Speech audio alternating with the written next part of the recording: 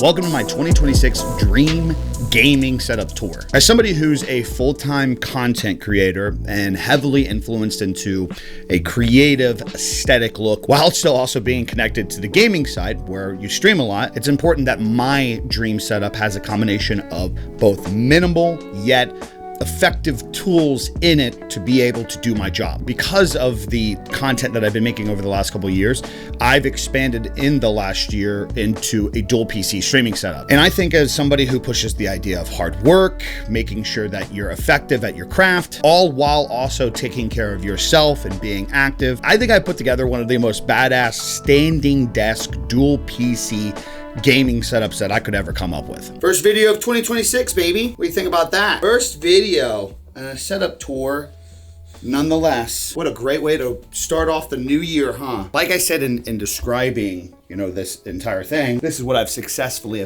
have accomplished. A complete dual PC streaming setup that is on a standing desk. I don't think you'll find actually many people have this. It seems like a lot of clutter, but honestly, I'm pretty proud of the simplicity that I've kind of put together with this. It actually flows really, really well. Gotta bring it back down because your arms are gonna get tired. I can't lift up that high. Megan's very, very short. She's a little person. Not that short. Well, in comparison to Sooner, yeah, you're not that short, but yes, you are short. Yeah, if you've known me for a while now, if you followed the channel, believe it or not, I like minimal. But at a certain point too, to get the job done, you obviously have to have more stuff. So we're just gonna go left to right over here. So this is the streaming monitor, which is the Asus 32-inch 4K ProArt display that I've had for like 5 or 6 years. I love this monitor. I don't know if I'll ever get rid of it because down the line, if I ever stop doing like the content creation and start just full-time editing and photo and design and whatnot, this monitor is like the most color accurate monitor, and you really don't need anything past 60 hertz for any of that type of shit. 32-inch 4K display for that.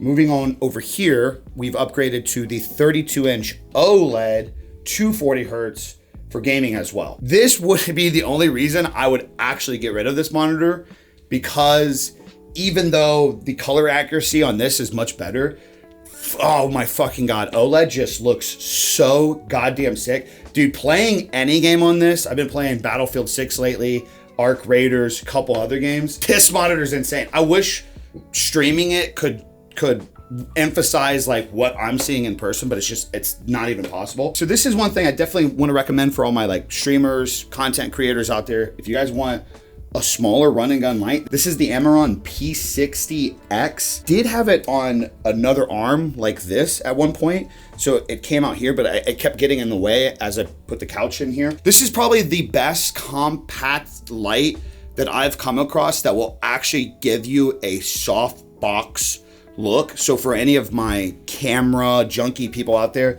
that also stream and want to have a more like large softbox look and not have that like harsh streamer light, LED light, if you know what I'm talking about, definitely that one. Yeah, even he agrees. Yes. For the stream camera, we have the Sony FX30. It's crop sensor. For streaming, you just really don't need anything past that. I'd argue even that camera is probably the best camera for the majority of content creators. The differences that you see between a FX30 and an FX3 is very minuscule to the average person. Like you can tell there's a difference, but the average person cannot tell the difference. Yeah. So for streaming, this thing is actually overkill. We have the FX30 with a Sony 15mm 1.4. I did that so that way I could get that, background blur while still having a bit of a wider shot. Moving on to the desk, we have our Lucy Breaker trays. Not currently sponsored, but if you would like to reach out, please let me know. Getting into the desk area is where I take a little bit of pride because I've really minimalized everything between a dual PC streaming setup. If you're new here, you may not know that I'm not a big advocate for dual PC streaming. And for all the butthurt people that has heard me make videos about this and then seen me move into dual PC streaming, please understand that this is my job. This is my career. So it's like one of those things where once you get to a certain point, it's justifiable. My argument for dual PC streaming is the average person doesn't need all these upgrades. The average person can do a lot of stuff at 720p, at 1080p, and compromise to have one ultimate rig in their setup versus stressing about getting 2 mice, 2 keyboards, the audio shit that can handle everything, building another computer while upgrading your same computer, like all the mess that comes with dual PC streaming. I'm just not a fan of for the average person that's up and coming, that's starting to make it. However, if this is your full-time gig and you need to make things easier for you, you need to be able to create content while you're live, you need to be doing the higher quality, you need the options of multi-streaming, obviously then it's worth the upgrade. I don't think I've ever clarified that. I had a lot of people that were like so fucking butthurt when they seen the early videos of me saying like, hey, you really don't need a dual PC streaming setup. Yeah. Then when I upgraded, they're like, oh my God, I can't believe you went back on your word. And it's like, you're so disconnected from reality. So, very proud of what I've accomplished on the desk, because one of the things I don't like about dual PC streaming is the clutter. It's the chaos, it's all the extra shit. So I got this Keychron keyboard this year. What's really good about this is it's got a switch on the back to where I can switch back and forth from stream PC to game PC. So I bypass the need of an extra accessory or the software that people recommend to be able to use one keyboard between 2 machines. It's just that keyboard works between actually 3 PCs. And then shout out to Rode. We have the Rodecaster Duo, which is what I've been using for the dual audio because it has 2 USB-C outputs to where one can go to the gaming PC and one can go to the streaming PC. It makes my life so much easier. It's just one panel. I don't like the size of it. I wish it was smaller, but it's just one mixer or one audio interface that automatically has the sound settings for my microphone where I can plug in speakers as well. So whenever I want to take off my IEMs and just listen to some music or maybe edit in here, and boom, everything is working across the board. I don't have to download any software. It's just plug and play, which I'm a big fan of. I hate downloading stupid shit. For the microphone, I did upgrade this year to the Electro Voice RE20. I used to have the Shure SM7B. Reason why I upgraded is there's times where I'm moving around and the RE20 seems to have better sound at a wider range. Like it really captures the audio at a wider range, as to where with the SM7B, it was like very specifically directional. If I wasn't in an area, it was super sensitive to if it would pick up my voice and I would be able to record something. So still rocking the IEMs that I got last year. Highly recommend them. For the gaming mouse this year, I finally upgraded from the G Pro wireless to one of the new Final mouse. It's awesome. It's light, battery lasts forever. I want something more for comfort and they'll actually be good. And this mouse really does it. For the mouse pad, I upgraded in the last year to a glass mouse pad. It's been interesting because it's very smooth and I like that I just have one mouse pad and it doesn't get dirty like cloth mouse pads do in Fray.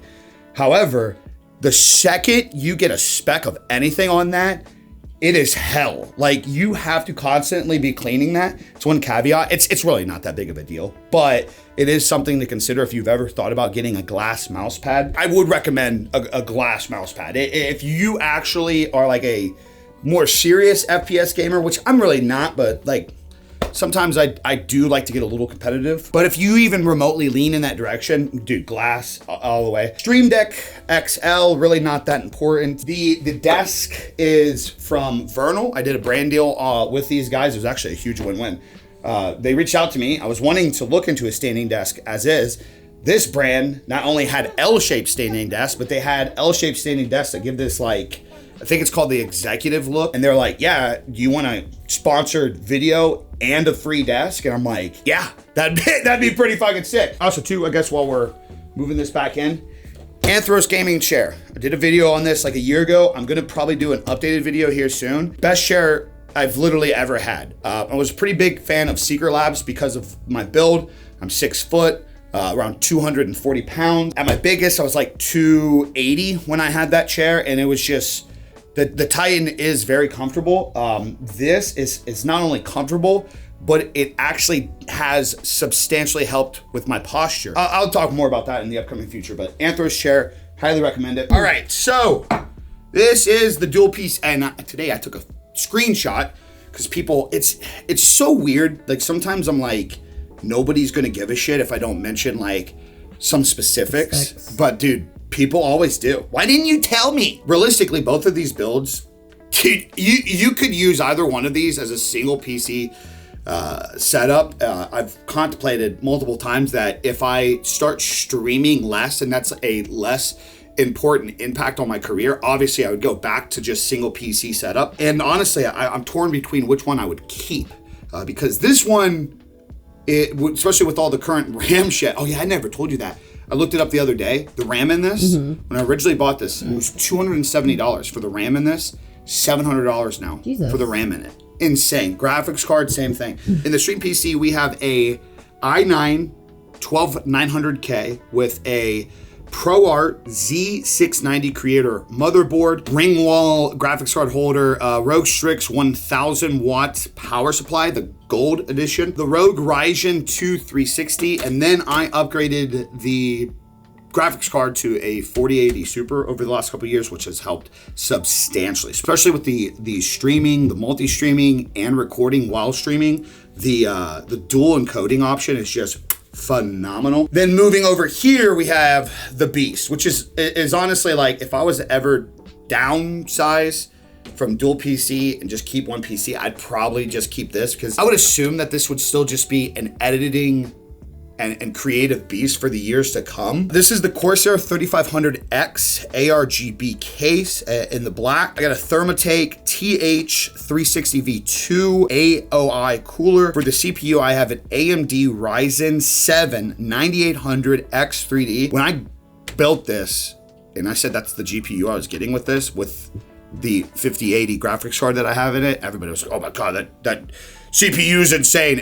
So it must be really good. When I built this, I didn't give Power GPU a spec list. So building between these two, I built this. This was a sponsored deal with Asus that I had over the last couple years. But when it came to this was a personal upgrade that I invested into, but I hired Power GPU to do it. And I just said at the time earlier this year, just give me the best of the best when the 50 series graphics cards came out. For the motherboard, we have the MSI Mag X870 Tomahawk Wi-Fi AM5. For RAM, Kingston Fury 64 gigabytes, DDR5 6400, and then a MSI 5080 RTX graphics card. All the 4K gaming power goes to this, streaming right here. All the recording, all the organizing of files, the multi-streaming, the vertical cropping. This is how I'm able to set up OBS to be a one-stop shop. With the click of a button, I can have a minute and a half of 1440p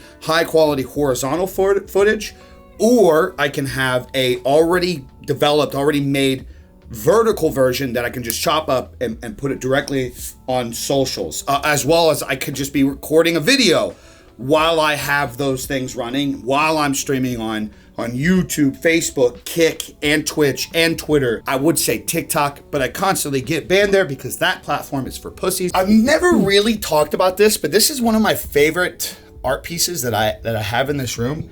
This illustration was done from one of my favorite illustrators. Shout out Brock Hoffer if you're watching this. I don't know how he discovered some of my videos at one point in time, but he did. And I was a big fan of his stuff in my graphic design years. And one day I just get a tag in a post that I guess like he watched some of my vlogs and stuff, but I got tagged in a post where he redesigned my bear skull logo in like his art style. And then he had the ability for posters on his website. So I went along with this. So a couple photos. I have a few photos that I've done over the years that I'm a really big fan of. Two of them are a picture of Charlotte. One of them is actually a picture of this missus right here. And then a couple of the other photos we have laying around, it's just more of like a collective type thing. Moving into the new area here, a little upgrade away from the storage that I previously had. When I used to do the IKEA setup stuff, we would do the Alex drawers for that. Obviously with this sanding desk, I can't do that. So this year I upgraded to an amazing storage, and I went with a toolbox. Just a way to stay organized. Got top shelf, has some of the Lucy breakers. We got snacks, and we got the greatest soda ever made, Gold Can Diet Coke. If anybody in the comments says anything about Pepsi, you are gonna get banned from this channel. Just a little tool chest to stay organized. And then I recently picked up this LG 120 hertz OLED 4K display. It's beautiful. I don't know what else to say. Like this TV is amazing. It's like perfect size for this room. Little man's literally chilling to it right now. Aren't you? Just watching some TV, huh? Shout out Fire on the screen right now. This is one of the guys that I've been playing Red Sec with lately. I can't remember where I got the canvas art from. I don't know. The iconic brand. Oh, yeah. okay. Work harder. Nobody cares. Work harder brand stuff. We got the Gobi lights here, so that way we get the accent lights behind this. This is not the video where I will have a video on my main camera setup for 2026. That will be in a later video. We got the light post in the way right now. I think I'm gonna use this as like the light stand to have in this room for this year, because I can just pop this out and mount a camera to it and just get some vertical shots from around the room as I make some more content moving into 2026. We got the Schecter C1 Platinum. Finally started busting that out. A lot of people don't know, but I grew up playing guitar. It was like the first dream of mine. It's actually where a lot of my influence from my early graphic design days came into play, with a lot of like the band tee style artwork. It's where my graphics and designs throughout the years has always leaned, is more in that style. There's a reason why that is. I grew up playing music and heavily influenced in the metal scene. I even got a lot of friends that still perform to this day. We got the shoe collection. I don't think it's anything worth going over specifically. I got another painting that means a lot as well. One of my former mods in the stream, she did this type of stuff, and then on my 30th birthday, they sent me this. Pretty cool stuff. Some other trinkets, some other things laying around. This is more of just like the decor area. There's nothing really impactful on this side of the room. The YouTube play button, another collection from Brock Hoffer. Yeah, nothing over here really like is a part of, is a tool, is a part of the gaming setup. That's just more of like the background and the noise. And then of course we have the comfortable little couch from IKEA. Or not IKEA, Ashley Furniture. Yeah. What makes this so good is like some days when he's watching something on the TV with her and I don't want to like ruin what they're watching, I just come up here and watch a little something, grab the MacBook. Some nights I edit on the PC as of lately as well. And then if anybody's ever visiting, this room turns into a guest room because this just pops out. It's super convenient. I mean, Jayhawk's tall ass sleeps on this every time he comes here, so got to be pretty comfortable. Also too, for anybody that has never seen one of these, if you have like a crazy setup like this and you don't want a window AC hanging out, standing AC unit, one of the best things I've ever bought throughout the years.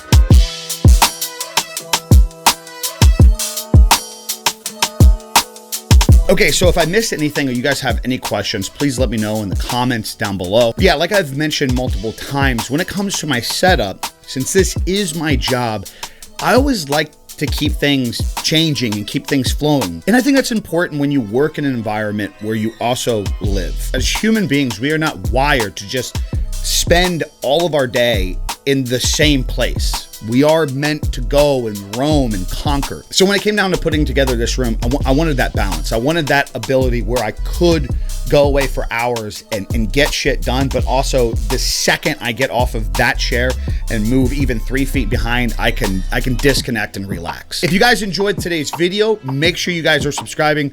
We have a lot of new things coming this year. I'm not gonna go into detail, but if you're creative, it's gonna be worth the journey. Happy New Year's, everybody. That's all I got for you guys today. I'm out. Peace. Deuces.